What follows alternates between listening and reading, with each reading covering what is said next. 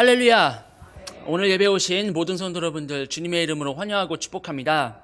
우리 잠깐 서로 옆 사람하고 인사하는 시간을 갖도록 하겠습니다. 참 잘 오셨습니다. 많은 은혜 받으시기 바랍니다. 감사합니다. 오늘 본문 말씀 신명기 8장 11절부터 18절까지 말씀을 통해서 하나님의 은혜를 잊지 말라라는 제목의 말씀을 가지고 우리 성도 여러분과 함께 은혜를 나누고자 합니다. 말씀을 전하기 전에 어느 분이 과거에 자신이 그 여학교 시절에 그 추억을 고백했던 재미있는 이야기가 있어서 제가 한번 들려주고자 합니다. 어느 날 학교에 남자 교생 선생님이 오셨어요. 보통 봄이 되면은 교생 실습 시즌이 시작됩니다. 그래서 선생님이 되기 위한 그 과정을 밟기 위해서 중학교, 고등학교에 그 교생 선생님들을 보냅니다. 남학생들이 다니는 학교에 여자 교생 선생님이 들어온다면 남학생들은 그 어린 마음에 호기심이 가득하고 그리고 그 마음에 설레서 무척 반기고 아마 좋아하겠죠. 반대로 여학생이 다니는 학교에 멋진 남자 교생 선생님이 들어온다면은 여학생들의 반응은 아마 남학생들보다 더 대단할 겁니다. 사실 저도 학창시절에 교생 선생님을 본 적이 있었습니다. 근데 주로 여자 교생 선생님이 들어오셨어요. 여자 교생 선생님이 오시면 그 제 또래 학생들은 막 화롱소리 지르고 막 책상을 두드리고 그렇게 반응이 열광적이었던 그런 기억이 납니다. 그뿐만 아니라 질문도 많이 했습니다. 근데 주로 질문이 이거더라고요. 남자친구 있어요? 첫 키스는 언제 해보셨나요? 첫사랑은 언제 했어요?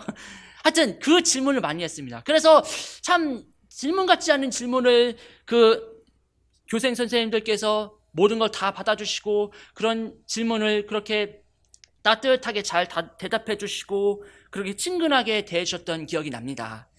그래서 선생님이 떠나고 나면 남학생들은 하면서 이렇게 막 아쉬워하고요.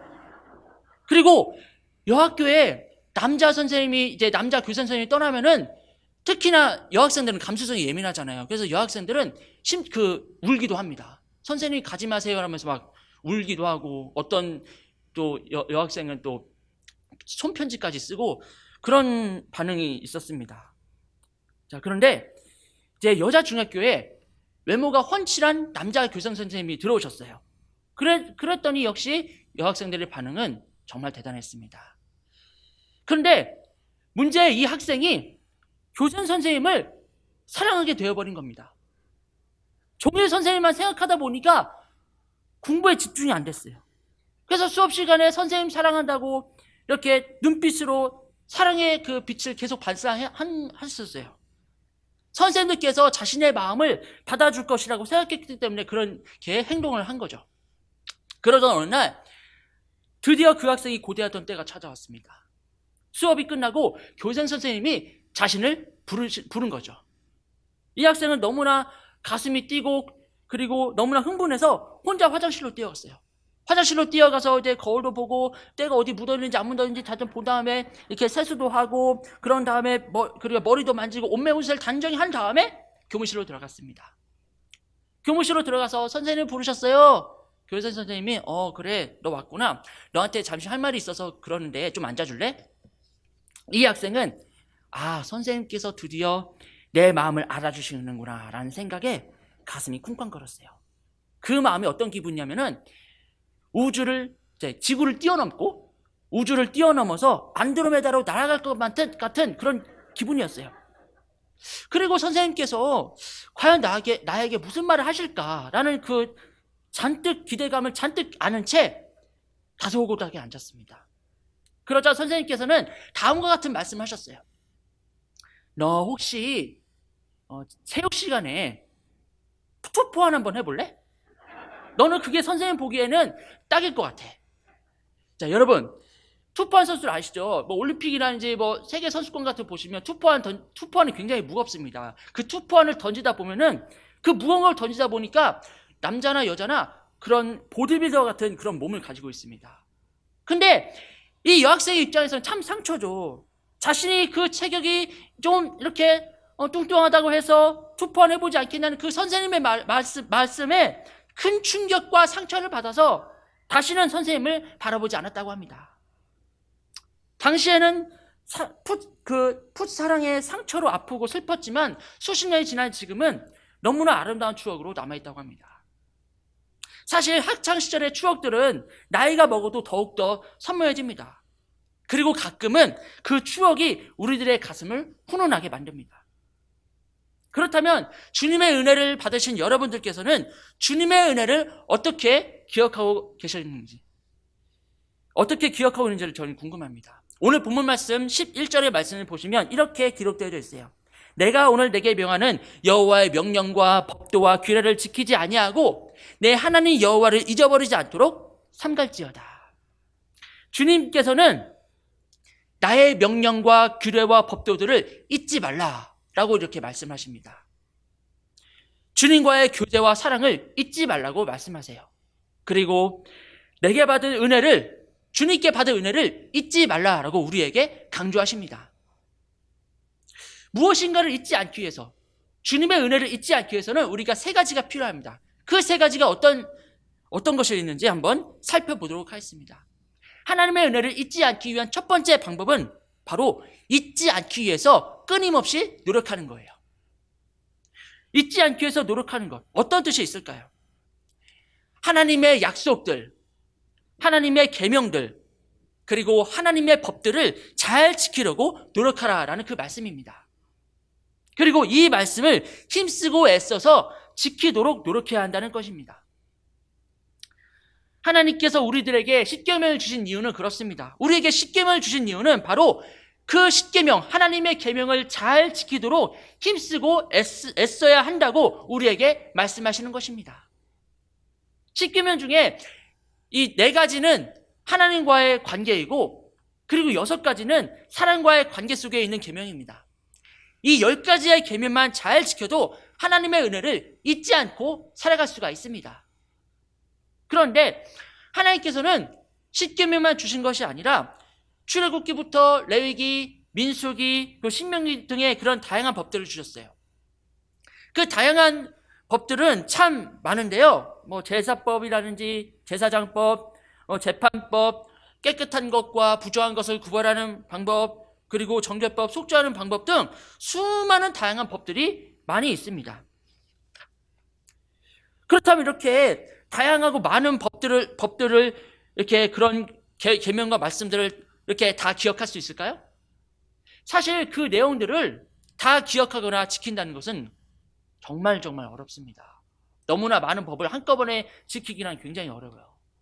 그래서 신명기 6장 6절부터 9절까지 말씀이 있는데 제가 직접 봉독하겠습니다. 신명기 6장 6절부터 9절까지 말씀을 제가 봉독할게요. 오늘 내가 내게 명하는 이 말씀을 너는 마음에 새기고 내 자녀에게 부지런히 가르치며 집에 앉았을 때에든지 길을 갈 때에든지 누워있을 때에든지 일어날 때에든지 이 말씀을 강론할 것이며 너는 또 그것을 내 손목에 메어 기호를 삼으며 내 미간에 붙여 표로 삼고 또 내 집 문설주와 바깥문에 기록할지니라. 하나님의 말씀을 잊지 않기 위해서 손목에 띠를 해서 메고 말씀의 뜻이 무엇인지를 기억하도록 손목에다가 기호를 삼는 것입니다. 심지어는 그 미간이 이마거든요. 그 이마에 하나님의 말씀을 붙이기도 하고요. 바깥문에 기록하여 붙이기도 합니다. 이런 수많은 하나님의 그 말씀들을 눈에 띄는 대로 혹은 시간이 있는 대로 가르치면서 또는 그것을 보면서 하나님의 말씀을 어떻게든 잊지 않고 기억하고 지키기 위해서 이렇게 이스라엘 백성들이 정말 노력하는 모습은 참으로 놀라울 따름입니다.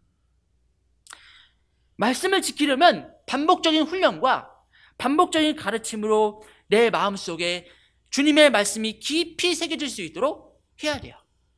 그래야 하나님의 말씀을 우리는 잊지 않고 기억할 수가 있습니다. 또한 하나님의 말씀을 잘 지키면 하나님의 은혜를 잊지 않을 뿐만 아니라 주님 앞에 크나큰 복을 받게 될 것입니다. 주님의 말씀을 잘 지키고 주님의 은혜를 잊지 않고 기억하게 된다면 어떠한 결과가 일어나게 될까요? 기업이 번성합니다. 자녀들에게 은혜가 임하고 산업이 부흥되고 그리고 우리 안에 있는 질병과 질고로부터 멀어지는 강건한 축복이 임하게 될 것입니다. 그러므로 여기 계신 우리 성도 여러분들도 주님의 말씀을 늘 지키도록 노력하시기를 주님의 이름으로 축원합니다. 하나님의 은혜를 잊지 않기 위한 그 두 번째 방법은 바로 삼가하라라고 우리에게 말씀하십니다. 삼가하라. 어떤 뜻이 있을까요? 삼가하라는 의미는 바로 절제하라라는 의미예요. 자기 자신을 절제하고 자기 자신을 잘 다스려 나가는 거예요. 다시 말해서 나의 생각과 나의 계획들이 있지만 그것들을 나만을 위해서 사용하는 것보다도 하나님의 뜻과 하나님의 말씀에 맞추어서 자기 자신을 절제하고 다스릴 줄 알아야 한다라는 그 뜻을 담고 있습니다. 우리는 하나님께서 주시는 말씀을 통하여 우리가 다스리지 못하고 있는 것 혹은 절제하지 못함으로 말미암아 하나님의 영광을 가리고 있는 것이 무엇인지를 잘 돌아보셔야 됩니다.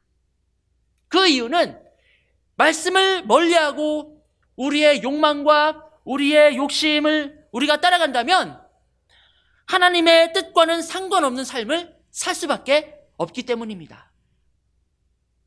절제의 삶은 곧 복된 삶입니다.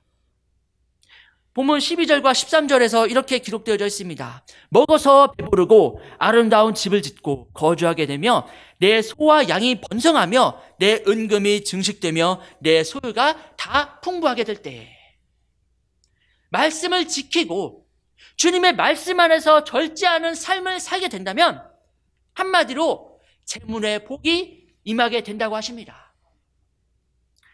그러므로 우리는 항상 주님의 말씀 안에서 자기 자신을 절제하고 다스리는 그 삶을 통해서 하나님께서 주시는 복을 누리시기를 주님의 이름으로 축원합니다.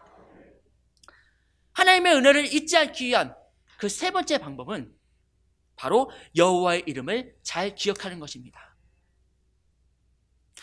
우리는 하나님께서 어떠한 일을 하셨는지, 하나님께서 지금까지 어떻게 역사하셨는지를 우리는 잘 기억해야 됩니다. 그렇다면 어떻게 해야 하나님께서 행하신 일들을 우리가 어떻게 하면 잘 기억할 수가 있을까요? 그것은 바로 아까 언급을 드렸듯이 여호와의 이름을 기억해야 하는 것입니다. 다시 말해서 여호와의 이름을 통하여 여호와께서 베풀어 주신 그 은혜를 기억하라라고 우리에게 말씀하십니다. 어머니께서 우리에게 베풀어 주신 은혜를 통하여 우리는 어머니를 기억합니다. 그래서 어머니라는 그런 생각, 그 어머니라는 단어가 머릿속에 떠오르면은 무언지 모르게 뭉클하고 무언지 모르게 가슴이 먹먹해지는 것을 느낍니다. 그 이유는 어머니께서 우리들을 위해서 희생하신 거룩한 사랑 때문이죠. 여기 계신 성도님들 중에 특별히 우리 남자 성도님분들 젊었을 때 군대 다 가보셨을 것입니다. 거기 가서 뭐 유격 훈련도 받아봤을 것이고 정말 다양한 훈련들을 많이 받아봤을 거라 저는 생각이 듭니다. 유격 훈련할 때 거기서 교관들이 이렇게 거치게 훈련하잖아요. 그래서 뭐 못봉 체조나 아니면 화생방 훈련, 그리고 또 유격 체조라고 있어요. 유격 체조, 그러니까 이런 PT 체조라고 하는데 그 체조 중에 가장 고통스러운 체조가 아마 8번이더라고요. 8번. 이 8번이 뭐냐면 이렇게 누워가지고 두 다리를 위로 한 다음에 이렇게 머리를 들고 이렇게 왔다리 갔다리 하는 그런 체조, 그게 8번 체조인데 그게 유격 체조의 꽃이라고 하더라고요. 그래서 그렇게 막 체조하면서 교관들이 막 그렇게 힘들게 인간의 한계를 이렇게 막 몰아가면서까지 그렇게 거치게 훈련하잖아요. 그렇게 거치게 훈련시키고 나면 이제 쉬는 타임이 올 때 이제 교관들이 이렇게 말합니다. 자, 훈련병들, 저 산 보이십니까? 저 산을 향해서 어머니의 이름을 불러봅니다. 실시! 그러면 훈련병들은 어떻게 부릅니까? 어머니! 이렇게 부릅니다. 그런데 어머니라고 하는 순간 막 눈물이 왈칵 쏟아지고 막 우는 훈련병들이 참 많이 있잖아요. 그것은 어머니의 깊은 사랑을 훈련의 괴로움을 통해서 느끼기 때문이죠. 내가 이렇게 거칠게 정말 힘들게 인간의 한계에 다다르면서까지 그렇게 훈련을 할 때 어머니는 나를 위해서 내가 이렇게 훈련하는 것 그 이상으로 정말 고생스럽게 사셨구나. 나를 위해서 정말 힘들게 사셨구나. 헌신하면서 사셨구나. 그 생각에 훈련병들은 어머니 이름을 외치는 순간 눈물이 흐르고 이렇게 우는 거죠.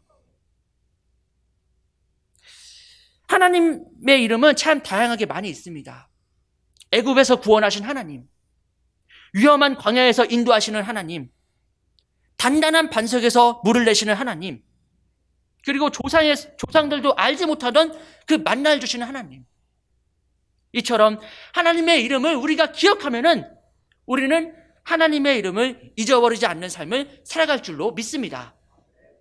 그러나 더욱더 중요한 것은 바로 결코 잊을 수 없는 영적인 체험을 하는 것입니다.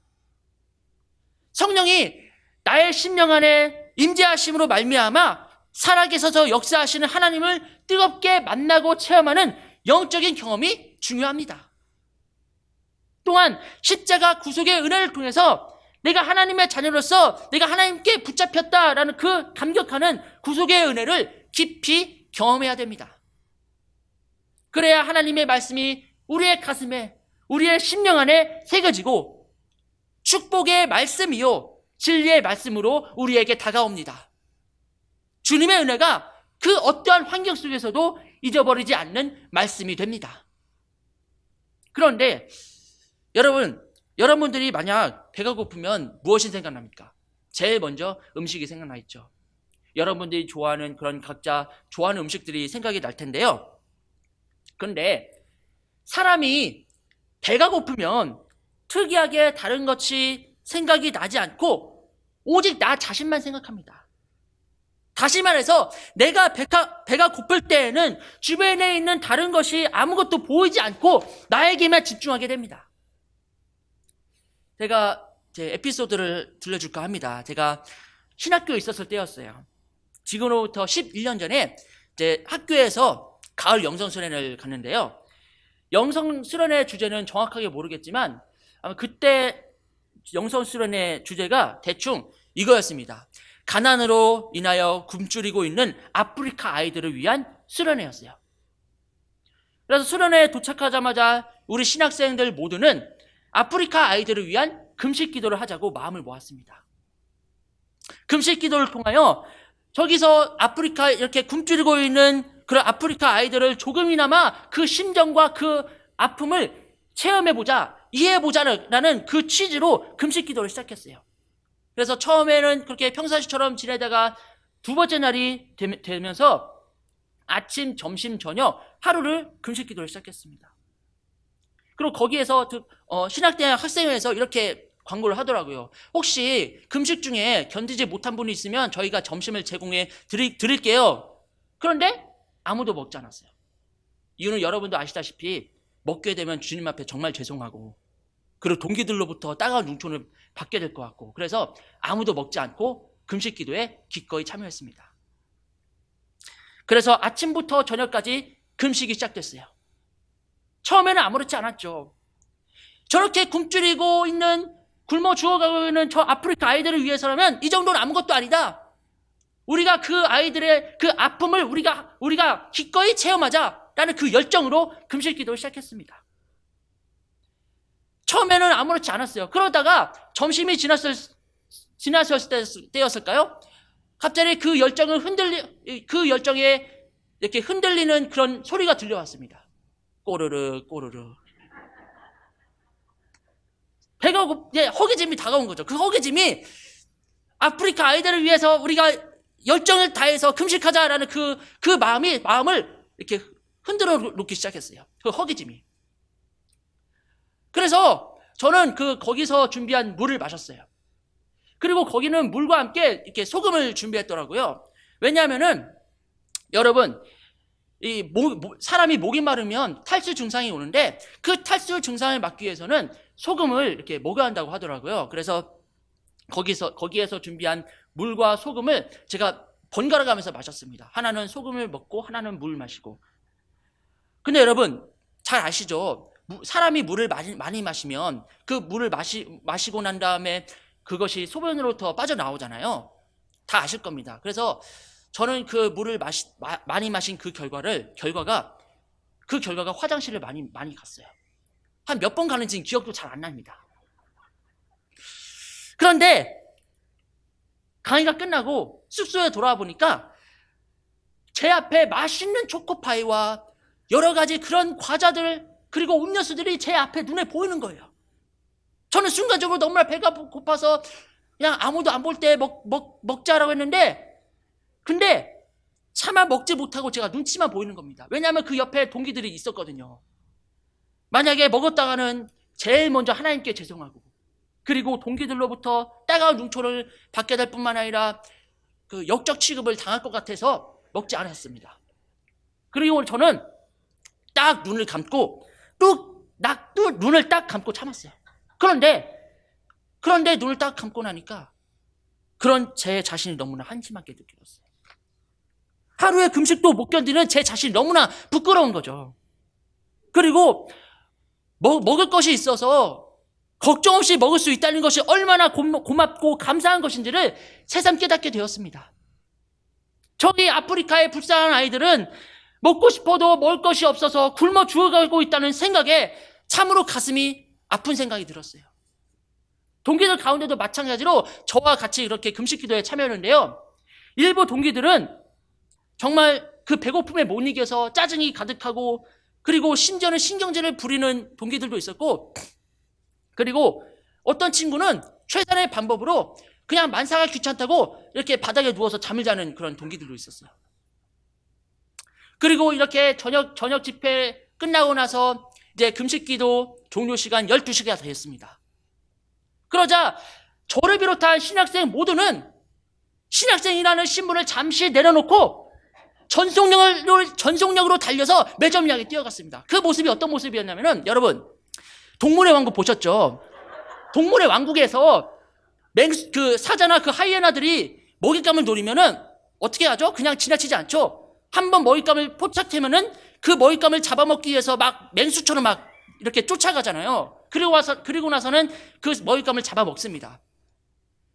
저를 비롯한 그 신학생 모두는 12시 금식 시간이 종료 시간이 딱 되자마자 맹수처럼 달려갔어요. 그리고 매점 앞에 뛰어가서 과자나 초콜릿이나 음료수는 몽땅 사서 마음껏 먹었어요. 그뿐만 아니라 그 피자나 치킨 배달을 시켜서 마음껏 먹었습니다. 그런데 그렇게 먹다 보니까 그때서야 허기짐이 사라지고 편안한 기분이 들었어요. 여담이긴 한데, 소문에 의하면은 어떤 학생은 치킨을 급하게 먹고, 이것은 밤새도록 어떻게 했는지는 여러분 상상해 맡기도록 하겠습니다. 이처럼 이렇게 자기의 배를 채우고 나면은 언제 내가 신경질을 낸다는 듯이 순하게 변하고 주변의 모든 환경들이 보이고 배고픔을 다 잊어버립니다. 여러분, 사람들이 배가 고팠다고 해서 배고팠던 때를 기억하면서 먹는 것에 대한 감사를 오랫도록 느끼면서 기억하게 될까요? 아닙니다. 그렇지가 않습니다. 오히려 배가 부르면 다 잊어버립니다. 그래서 하나님의 은혜를 체험하고 하나님의 말씀 가운데 사는 사람들이지만, 하나님의 은혜를 우리의 삶 가운데, 나의 인생 가운데 항상 체험하지 못한다면은 그 은혜를 잊어버리고 불평과 불만을 쏟아낼 수 있습니다. 따라서 여기 계신 여러분들 가운데 있는 그 은혜의 사건들을 통해서 하나님의 은혜가 무엇인지를 깨닫고 고백하며, 또한 그 은혜의 믿음을 가지고 주님 앞에 감사하면서 사는 여러분이 되시기를 주님의 이름으로 축원합니다. 여러분에게는 분명 하나님의 그 은혜 사건들이 있을 것입니다. 여러분들은 어떤 은혜의 체험을 갖고 계십니까? 어떤 분들은 하나님께서 주신 은혜를 완전히 잊어버리고 살기도 합니다. 그 이유는 베풀어 주신 은혜를 의심하기 때문이죠. 하나님께서 하시는 일을 항상 의심의 눈초리로 바라보는 그 의심이 가득한 믿음 때문입니다. 이런 분은 베푸시는 은혜를 불신하거나 순종하지 않습니다. 순종하지 않기 때문에 은혜를 완전히 잊어버리면서 살아갑니다. 따라서 결코 하나님의 은혜를 잊지 않고 기억하는 여러분이 되시기를 주님의 이름으로 축원합니다. 이제 말씀을 정리하도록 하겠습니다. 하나님의 은혜를 잊지 않기 위해서는 세 가지 방법이 있습니다. 그 첫 번째 방법은 바로 말씀을 잊지 않기 위해서 노력해야 됩니다. 그리고 두 번째 방법은 말씀 안에서 절제하고 다스려 나가야 됩니다. 그리고 마지막 세 번째는 여호와의 이름을 항상 기억해야 됩니다. 이 세 가지를 항상 기억하시면서 항상 하나님의 은혜를 잊지 않고 겸손하게 하나님께 영광 돌리는 삶을 사는 우리 교회의 성도 여러분들이 되시기를 주님의 이름으로 간절히 축원합니다. 기도하시겠습니다.